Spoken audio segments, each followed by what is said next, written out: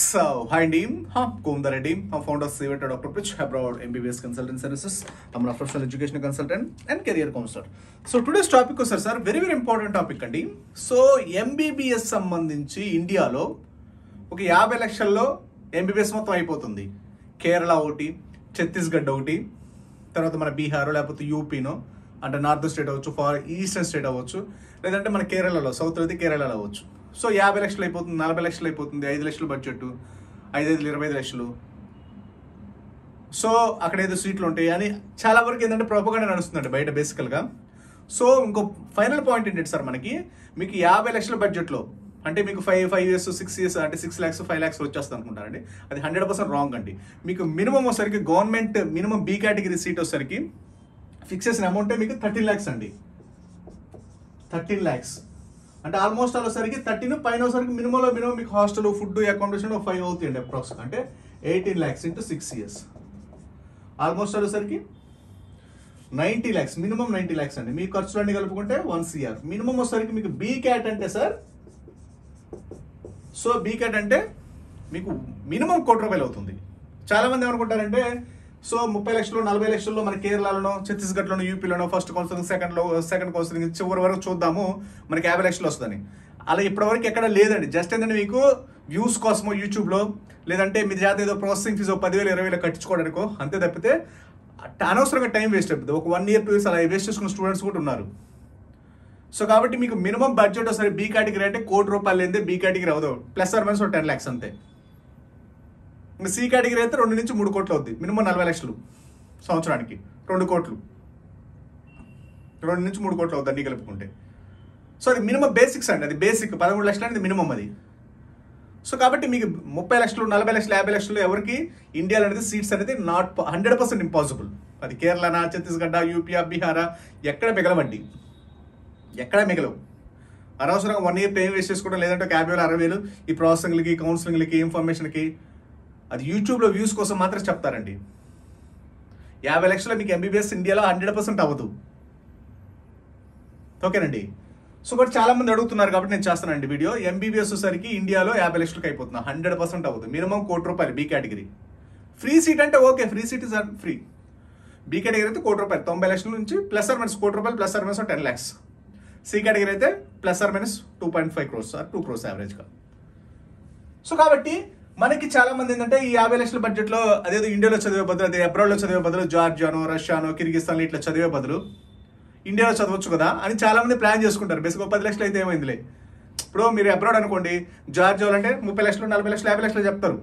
కిర్గిస్తాన్ అనుకోండి 30 లక్షలు 40 లక్షలు అంటారు. రష్యాలో అనుకోండి 25 లక్షలు 30 లక్షలు 40 లక్షలు అంటారు. వియత్నాం అనుకోండి 30-40 లక్షలు. అంటే ఆల్మోస్ట్ వచ్చరికి యావరేజ్గా 30 నుంచి 40 లక్షలు మీకు అబ్రాడ్ MBBS. ఇండియాలో వచ్చరికి 50 లక్షలు MBBS అయిపోతుంది. మహా అయితే 10 లక్షలే కదా మన పిల్లలు మన కళ్ళ ముందు ఉంటారని చాలా మంది పేరెంట్స్ వచ్చరికి ఆల్మోస్ట్ చాలా మంది పేరెంట్స్ నాకు కాల్ చేసిన పేరెంట్స్లో ఇలా ఉన్నారనమాట. సో ఇది అనేది 100% అనేది రాంగ్ డెసిషన్ అండి. 50 లక్షలు మీకు MBBS ఇండియాలో అవ్వద్దు, అది 100% గ్యారంటీ. మరి బీ కేటగిరీ అంటే 1 కోటి రూపాయలు plus or minus 10 lakhs. C category అంటే 2 కోట్లు ప్లస్ ఆర్ మైనస్ 10 lakhs. ఓకేనండి. సో కాబట్టి చాలా మంది ఏంటంటే అబ్రాడ్ వచ్చేసరికి 30-40 లక్షలు పెట్టే బదులు ఇండియా అయితే 50 లక్షలు అయిపోతుంది, మహా అయితే 10 లక్షలే కదా ఆల్మోస్ట్ ఆల్ సేమ్. ఇంకా జార్జియా లాంటి కంట్రీస్ అనుకోండి మీకు 50 లక్షలు, ఆల్మోస్ట్ ఆల్ 50 లక్షలు అయిపోతుంది ప్యాకేజ్. సో కాబట్టి మనకు అదర్ ఆల్టర్నేటివ్ ఏముంది? చాలా మంది చెప్తారండి. సో ఇంకో పాయింట్ కూడా అండి. సో ఇంకో పాయింట్ అంటే వెరీ ఇంపార్టెంట్ పాయింట్ అంటే సార్ ఇది మీకు నెక్స్ట్ ఎగ్జామ్ అండి. యాజ్ పర్ NMC రూల్స్ ప్రకారం next exam is the common exam. మీరు ఇండియాలో చదివినా అబ్రాడ్లో చదివినా సేమ్ అండి. నెంబర్ ఆఫ్ వీడియోస్లో చెప్పుకున్నాను. అంటే మీరు ఇండియాలో చదివినా నెక్స్ట్ ఎగ్జామ్ రాయాల్సింది. ఇంతకుముందు అంటే ఓన్లీ ఫారెన్లో చదివిన వాళ్ళు మాత్రమే నెక్స్ట్ ఎగ్జామ్ ఉండేది. ఇప్పుడు ఇండియాలో చదివిన వాళ్ళు కూడా నెక్స్ట్ ఎగ్జామ్ రాయాలి, ఎవరైతే 2021 నుంచి MBBSలో జాయిన్ అయిన వాళ్ళు అంతా. కాబట్టి ఇంక ఎలాంటి డిఫరెన్షియేషన్ ఉండదు. సో కాబట్టి ఇప్పుడు అనేది ఏంటంటే మనకి ఇప్పుడు బీ కేటగిరీ మీకు 80 లక్షలు వచ్చు, 90 లక్షలు వచ్చు, 1 కోటి రూపాయలు. బీ కేటగిరీ అంటే ఆల్మోస్ట్ వెరీ నార్మల్ ప్రైవేట్ కాలేజీలు వస్తాయి. ఓకేనండి. దాంట్లో మీరు 1/3 అంటే 30-40 lakhs పెట్టుకుంటే మీకు top and national research premium medical universities రష్యాలో రైట్ అవైలబుల్ ఉన్నాయి. 30-40 lakhs పెట్టుకుంటే మీకు ఢిల్లీ ఎయిమ్స్ లాంటి యూనివర్సిటీస్, మన Andhra medical college universities, Guntur medical అంటే premium high quality high standard of education ఉంటుందండి. చాలా మంది చెప్తారు కిర్గిస్తాన్ వచ్చరికి అంటే రష్యాలో సరికి అంటే రష్యన్ లాంగ్వేజ్ నేర్చుకోవాలంటే రష్యన్ లాంగ్వేజ్ ఎగ్జామ్స్ రాయాలండి. కిర్గిస్తాన్లో అయితే ఫుల్ ఇంగ్లీష్ మీడియం అండి. జార్జియా కూడా ఫుల్ ఇంగ్లీష్, అందరూ వైడ్లీ స్పోకెన్ అండి. వియత్నాం కూడా అంతేనండి.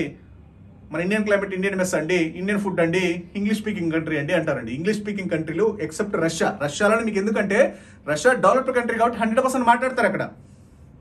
మీ కిర్గిస్తాన్లో కాబట్టి గూగుల్లో సెర్చ్ చేయండి, కిర్గిస్తాన్ అవ్వచ్చు, జార్జియా అవ్వచ్చు, వియత్నాం అవ్వచ్చు, ఇవి కూడా రష్యన్ లాంగ్వేజ్, ఇంగ్లీష్ లాంగ్వేజ్ ఎవరు మాట్లాడరు అక్కడ. Official language Russian language.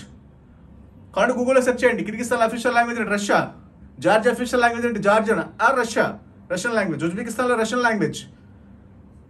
కాబట్టి ఇక్కడ అది చాలా చాలా చిన్న కంట్రీస్ అండి, వెరీ వెరీ స్మాల్ కంట్రీస్, 20 లక్షలు 30 లక్షలు పాపులేషన్ ఉన్న కంట్రీస్.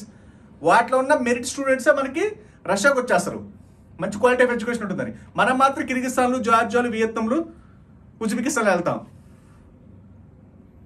కాబట్టి అసలు ఆలోచించండి, అసలు ఏ కంట్రీ వెళ్తున్నాము, అసలు ఆ కంట్రీ ఎందుకు వెళ్ళాలి, ఏ యూనివర్సిటీ వెళ్తున్నాము. చాలా మంది మా ఫ్రెండ్స్ ఉన్నారండి, రిలేటివ్స్ ఉన్నారండి, లాస్ట్ ఇయర్ ఉన్నారండి. మీరు ఫ్రెండ్స్ రిలేటివ్స్ మేము డాక్టర్స్ అవుతామండి, వాళ్ళు డాక్టర్స్ అవుతారంటారు. వాళ్ళు అవ్వకపోతే మీరు ఎవరు, ఎందుకు వేస్ట్ చేసుకోవాలి? ఇప్పుడు వాళ్ళు ప్రాపర్గా నాలెడ్జ్ లేదు, వాళ్ళు వెళ్ళారు, మీకేమైంది? చాలా మంది కూడా 300 400 స్కోర్ వచ్చిన వాళ్ళు కూడా కిర్గిస్తాన్ అంటున్నారు. అసలు కిర్గిస్తాన్లో, జార్జియాలో, ఉజ్బెకిస్తాన్ అంటారు. అసలు ఏమి మీకు ఎందుకు వచ్చినా కూడా తెలియట్లా మార్క్స్. అసలు ఇప్పుడు అట్లీస్ట్ మన 300 స్కోర్ వచ్చినట్టు ఇయర్, లాస్ట్ ఇయర్కి 500 మార్క్స్ స్కోరు. అలాంటి స్టూడెంట్స్ ఎలా ఉండాలి, ఎంత షార్ప్గా ఉండాలి? ఆ రేంజ్ ఆఫ్ యూనివర్సిటీస్ మీకు ఆ స్టాండర్డ్. రేపు చాలా మంది అంటారు కిర్గిస్తాన్ నుంచి, జార్జియా నుంచి, మేము నుంచి అమెరికా వెళ్ళిపోతామండి. అసలు అమెరికా వెళ్ళాలంటే అసలు స్టాండర్డ్స్ ఉండాలి కదా. చాలా మంది మెడికల్ పిచ్చికి ఇప్పుడు కిర్గిస్తాన్లో చదివితే మీకు అమెరికా ఎలా వెళ్తారు?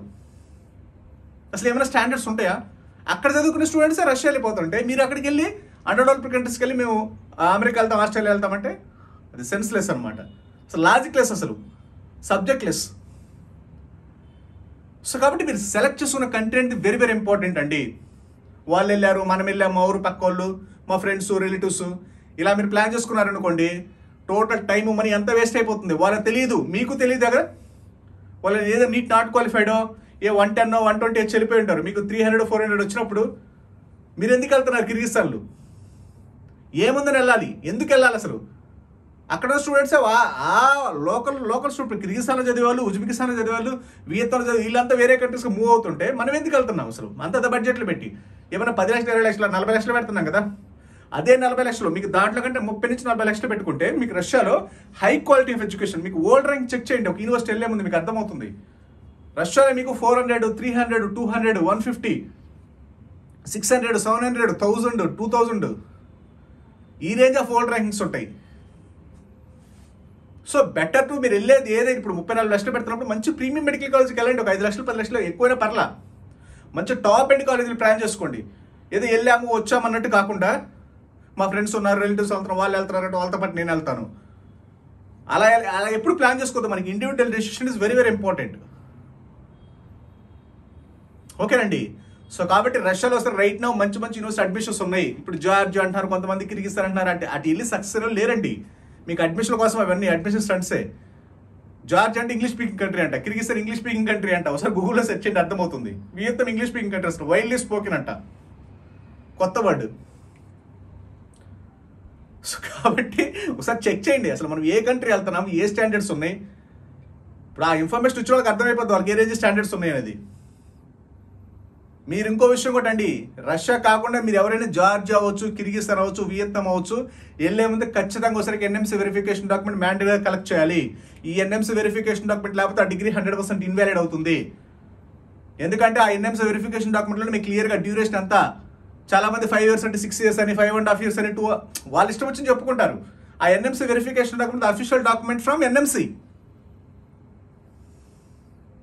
ఓకేనండి. కంపల్సరీ కన్సల్టెన్సీ వాళ్ళు అడగండి, లేదు అంటే ఆ కంట్రీ వెళ్ళొద్దు. వెళ్ళారా ఫిలిపీన్స్, ఫిలిపీన్స్ డిగ్రీ ఎలా ఇన్వాలిడ్ అయింది? సేమ్ లైక్ సేమ్ అంతే, అది ఏ కంట్రీ అవ్వచ్చు. ఎన్ఎంసీ వెరిఫికేషన్ డాక్యుమెంట్ లేకుండా వెళ్తే మాత్రం ఆ కంట్రీలో డిగ్రీ అనేది మీకు గాల్లో దీపమే, అంతకు మించి అసలు వేరే ఆప్షన్ లేదు. అసలు ఒక కంట్రీ బెస్ట్ కంట్రీ కాదని చెక్ చేసుకోవాలంటే NMC verification document is a final document.